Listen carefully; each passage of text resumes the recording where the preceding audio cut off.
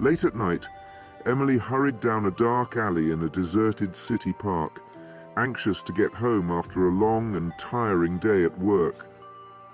Despite the cold and the fog thickening around her, she decided to take a shortcut to shorten her travel time. Suddenly, Emily noticed a vague, dark figure slowly approaching her. The girl was wary, but continued walking, hoping that the stranger would just pass by.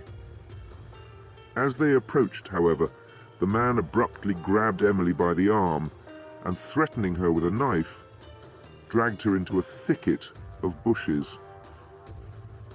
Emily's heart raced with terror. In the light of the sparse street lamps, she saw a tall, wiry, unshaven, middle-aged man standing in front of her with a crazed look, a maniac. The man held a cold knife blade to her throat and ordered her to be silent. Emily desperately tried to keep her composure and think of ways to escape the impending danger.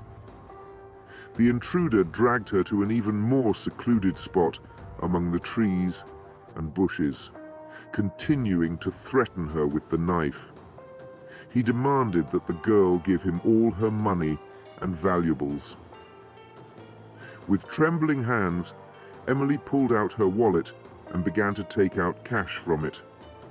Suddenly, a risky but desperate idea came into her head. Gathering all her strength, the girl sharply hit the maniac with her knee in the groin, and then, with all her might, pushed him in the chest.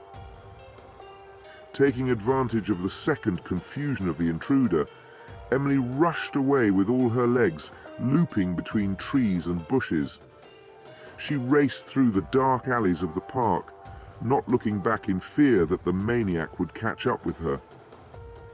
Finally, the exit from the park appeared ahead, and Emily was relieved to run out into the busy street. Desperately waving at passing cars, the girl managed to get someone's attention. A kind driver stopped and helped Emily call the police.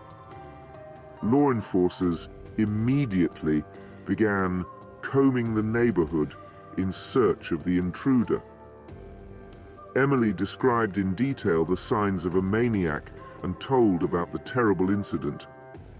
However, the search has not yet been successful. The maniac somehow managed to escape.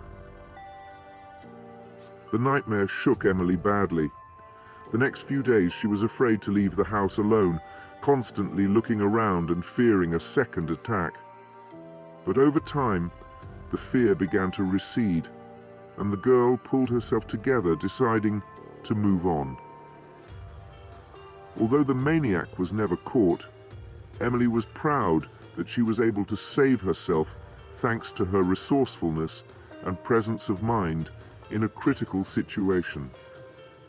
This traumatic experience made her more alert and cautious, but it did not break her spirit.